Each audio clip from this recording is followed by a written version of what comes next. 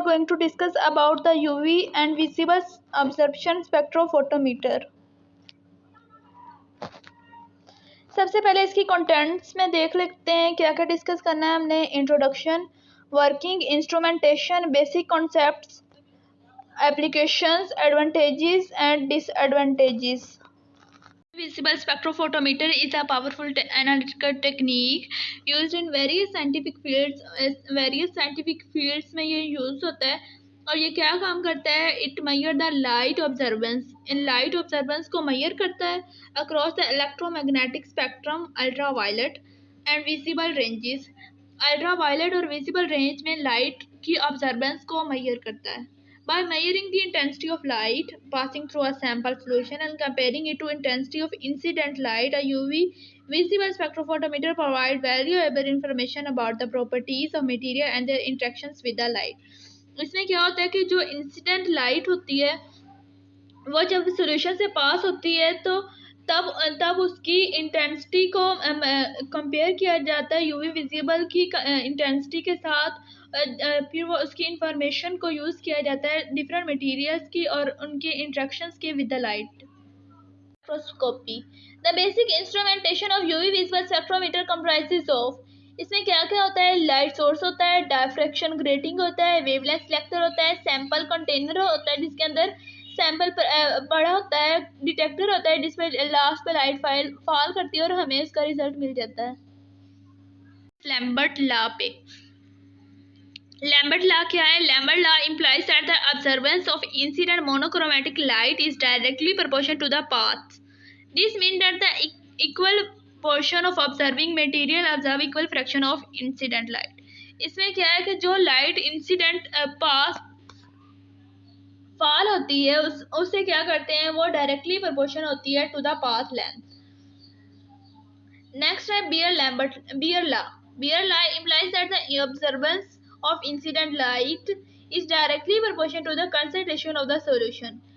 Lambert law depend कर रहा था लेंथ पे कि वो कितनी लेंथ पे जाके उसमें फॉल करती है, और ये क्या कर रहा है कि वो कंसंट्रेशन पे डिपेंड कर रहा है कि वो सॉल्यूशन जिससे इसने पास होना है उसकी कंसंट्रेशन कितनी है। बियर लैम्बर्ट लॉ क्या होता है? Collectively Beer and Lambert law, इन दोनों लॉज को इकट्ठा किया गया that the observance of an incident monochromatic beam is directly proportional to the concentration of the solution and path length.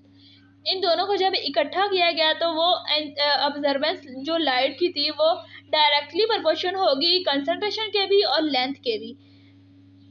तो इसका प्रिंसिपल स्पेक्ट्रोफोटोमीटर का लैम्बर्ट बेयर लॉ पे इस तरह डिपेंड करता है कि जो स्पेक्ट्रोफोटोमीटर होता है उसमें भी हम ऑब्जर्वेंस की बात कर रहे हैं कि लाइट कितनी ज़्यादा ऑब्जर्व हो रही है, तो इसी वजह से इसका प्रिंसिपल डिपेंड करता है बियर लैम्बर्ट लॉ पे।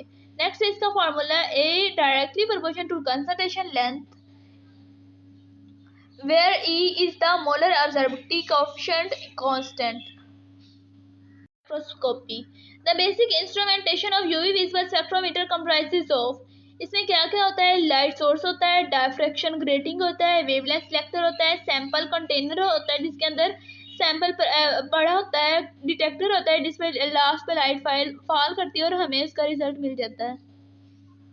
Violet and visible regions, light source क्या करता है? अल्ट्रावायलेट और विजिबल रीजन्स को यूज करते हुए लाइट को एमिट करता है। हाइड्रोजन एंड ड्यूटेरियम लैंप्स, इस यूवी विजिबल के लिए हमें कौन कौन सी चीज़ें चाहिए होती हैं? या तो वो सोर्स हो हाइड्रोजन और ड्यूटेरियम का, या फिर वो जीनोन आर्क लैंप हो जिसकी रेंज 250 to 600 नैनोमीटर होती है, टंगस्टन हैलोजन लैंप हो जिसकी रेंज होती है 240 to 2500 नैनोमीटर। नेक्स्ट है वेवलेंथ सेलेक्टर। वेवलेंथ सेलेक्टर क्या कहता है? UV visual spectroscopy regards a single wavelength for proper functioning. इसे एक सिंगल वेवलेंथ चाहिए होती है प्रॉपर फंक्शनिंग के लिए, क्योंकि लाइट बहुत ज़्यादा आ रही होती है, उसकी डिफरेंट वेवलेंथ होती है, तो इसे सिर्फ एक सिंगल वेवलेंथ चाहिए होती है उसकी प्रॉपर फंक्शनिंग के लिए, जो कि इसे मोनोक्रोमेटर प्रोवाइड करता है, कोलीमेटर प्रोवाइड करता है। This is so because no real wavelength selector is ideal, although a single wavelength is not possible, a band of radiation could be used, so an instrument with narrow bandwidth would be better. The sample holder, जिसके अंदर हम sample को place करते हैं उसे sample container या फिर कविट्स कहते हैं। टिपिकल या कविट्स और parallel sample pedestal Instrument hold the sample solution in place, enabling the light to pass uniformly through the sample. Sample container cuvettes में भी मेड अप ऑफ क्वार्ट्ज से मिलके बनते हैं, बोरोसिलिकेट से या फिर प्लास्टिक से. Reaching it after passing through the sample. Common detector used in UV visible spectrophotometer include photomultiplier tubes and CCD detectors.